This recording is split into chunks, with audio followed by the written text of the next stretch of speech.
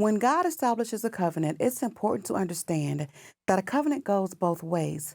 Both parties have certain responsibilities in the agreement, and everybody has to keep their end of the deal.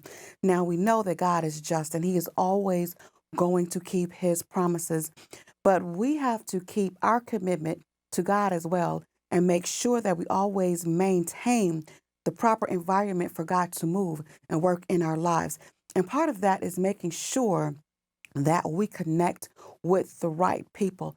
Everybody cannot fit into the plan of God. God will not accept just any old thing. So, anybody that we use or work with or get involved with or connect with in executing God's plan and maintaining our side of the covenant has to be someone that God accepts and God approves of. When we try to bring people that God rejects, into the covenant, it causes problems. So that's what we see in the lesson today. We see Abraham, he understood how significant this covenant is and that his seed and his nations would impact the entire world. And so we see that he's getting things in order to make sure that he held or he kept his end of the deal of the covenant between him and God.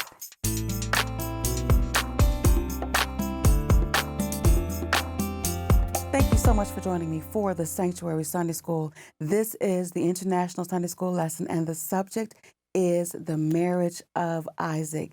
And we can find this text in the 24th chapter of the book of Genesis. And so we see that we're moving right along, and we've been talking about God and Abraham and the covenant that he made. And Abraham was old, Sarah had died, and he was at a point in his life where he was already old when he gave birth to Isaac. So at this point, he's nearing death and he's setting things in order to make sure that his lineage continued properly. So now we see that Abraham finds a wife for Isaac. And once again, we see God stressing and reiterating the importance of marriage and how he it blesses through marriage. And so now it was important that Isaac had the right wife. So Abraham wanted Isaac's wife to come from his kinspeople, and that was quite challenging because, as we know, Abraham had left his home many years ago, but it was important that there was a blessing in the marriage of Isaac and his wife because the covenant, God told, as we learned last Sunday, God told Abraham that the covenant would be through his son Isaac. So Abraham sent out a servant to find a woman for Isaac. And this again could not be just any old woman. And he went and he looked. And so the servant, what I love about this is that the servant prayed to God. And it wasn't like, my master told me this, I'm just going to have to do it. No, he prayed because he knew that this was an important task and he wanted to make sure that he got this just right. And so he asked God, he asked God for a sign. And there's nothing wrong with asking God for signs because God will always reassure you and let you know when you're doing the right thing. And so he said, you're going to go down to the well. Now, at the well, you'll see a lot of times throughout the Bible meeting women at the well because it was a common gathering place where the women will go and draw water. So it says, I want to see this woman and I'm going to ask her for some water. And if this woman says to me that she's going to give me water, if she shares water with me, and then if she also will give water to my camels, then I will know that this is the woman that I am seeking. And so the servant went down there. And again, that's when he met Rebecca. And Rebecca was actually the granddaughter of Abraham's brother. And she was there and she did exactly what he had requested. And that's what I love about God because God will do exactly what you ask him to do. So she did that. She gave him some water and she gave his camels water as well. And it says the servant just looked at her and he marveled at her and just how God blessed them and how he had found it. And when you're on a mission and you're doing something for God and you accomplish that mission, there's this feeling like, yes, I did it, I got it. And it's not so much about me, but it's just a gratitude for the faithfulness of God and knowing that God heard you and knowing that God showed up for you and that your prayer was answered. And he saw Rebecca And Rebecca was described as fair. And also, when she was there, it says that she was there and she had her own maidens with her and she had her own camel. And this says something about me too, because it shows that Rebecca was just not some little shabby woman. And that is a very strong message to women about how, yes, the man is the head of the household and he has that accountability for being a provider.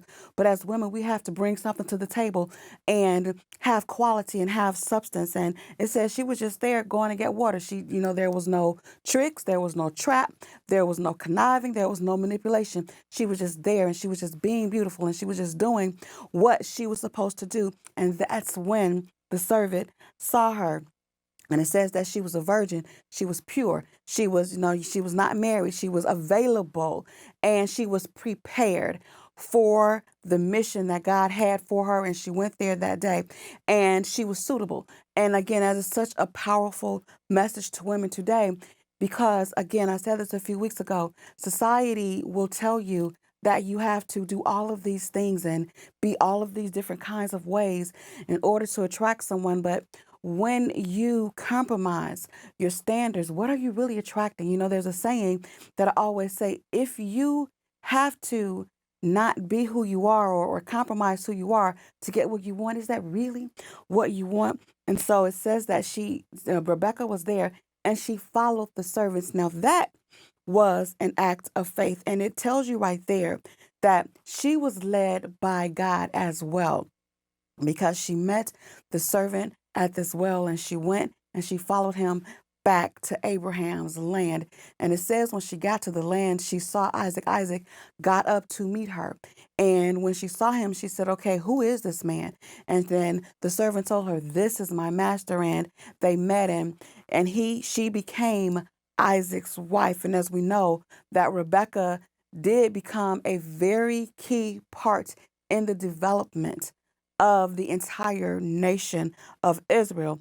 And so this is just a very powerful lesson about the plan of God. God lays everything out so perfectly. And this is something I had to learn because by nature, I like to know what's going on. I like to know the plan from start A to start B. But God didn't really tell us to do that. God said to obey him.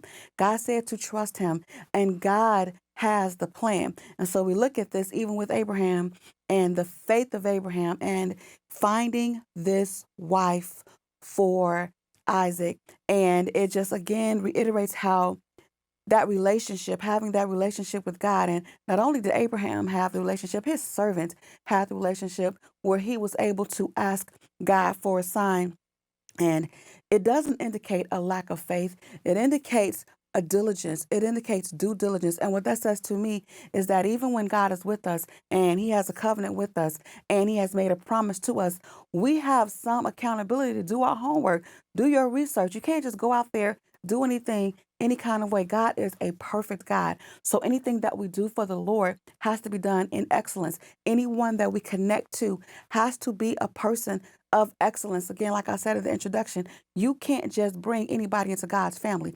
And yes, we do go out in the highways and the hedges and compel them to come. But when you're at this level where Abraham was, where he was building a nation that was going to bless the entire world, this woman, Rebecca, would be in the lineage of God's only begotten son, Jesus Christ. So this had to be a special vessel.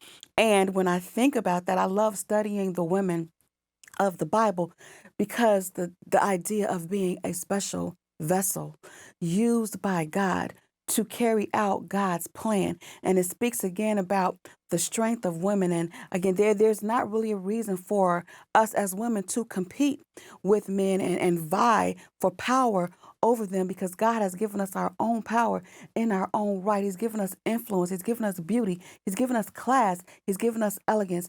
And those are things that we can use. There's a saying that says, the hand that rocks the cradle rule the world. And sometimes when you look at this and we look at Rebecca stayed in the role that God placed her in. And again, Abraham was rich. She married into a rich family and she was very well taken care of. Does that mean that she didn't have any problems? No. But see, that's the thing I love about God. I never asked God not to make my way hard. I never asked him not to give me no problems. Because one thing that I do know, whatever comes my way, as long as I'm obeying God, he is going to bring me through it. And he's going to give me the strength to stand and the courage to make it through. So when we look at this and look at how God prepares people and he places people, there is always going to be what you need. And the end of this chapter says that Isaac found comfort in his wife.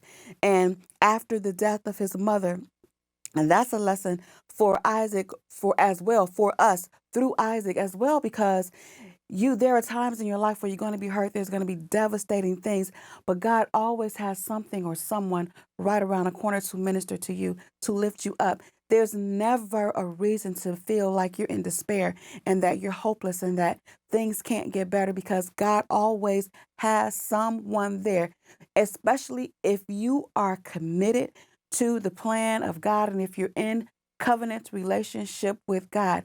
God will never allow you to be in a position where you cannot sustain your end of the agreement. He always provides. He always takes care of you. And anytime you need it, you can go to him, you can ask him, and he'll show you a sign. He'll give you what you need to make sure. And one thing that you always have to remember, that God always keeps his promises, and he is worthy of us being faithful and diligent and working and serving the Lord, because at the end of the day, our primary focus and concern and mission in life is to make sure that we fulfill the role that God has given us, to make sure that God's plan is executed flawlessly.